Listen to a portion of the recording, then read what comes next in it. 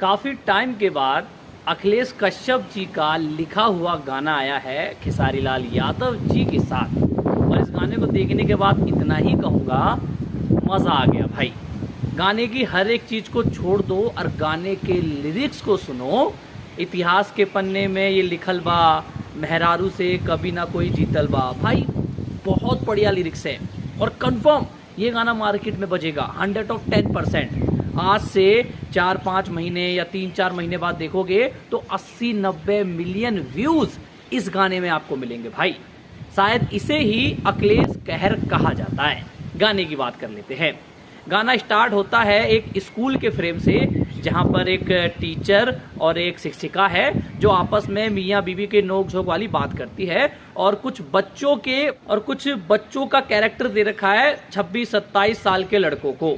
तो ये कहीं खटकता है कि अगर आप स्कूल वाला माहौल बना रहे हो तो लड़के भी 15-16 साल के रखो। जो स्कूल के लड़के बने हुए हैं उनको 26 साल 27 साल का हर कोई लग रहा है। खैर इतना इग्नोर कर सकते हैं।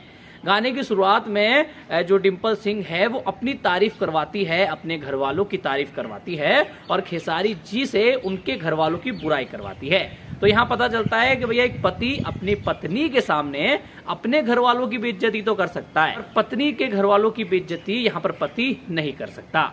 खैर गाना और ओवरऑल देखा जाए तो हर एक तरीके से बहुत मस्त गाना है। गाने की शुरुआत और गाने की एंडिंग मुझे बेहतरीन अच्छी लगी भाई। गाने के ऊपर जो टैग लाइन है कि इतिहास के पन्नों में ये लिखल बा, वो खेसारी जी के पास है और ये लाइन 110% इंस्टाग्राम पे वायरल होने वाली है। जो आजकल रील का जमाना चल रहा है उस रील पे ये पक्का वायरल होगी भाई। तो भाई मेरी तरफ से इस गाने को मैं इतना ही कहना चाहूंगा कि भले ही वीडियो क्वालिटी लो रखो, कोई दिक्कत नहीं है, बट लिरिक्स में दम रखो भाई।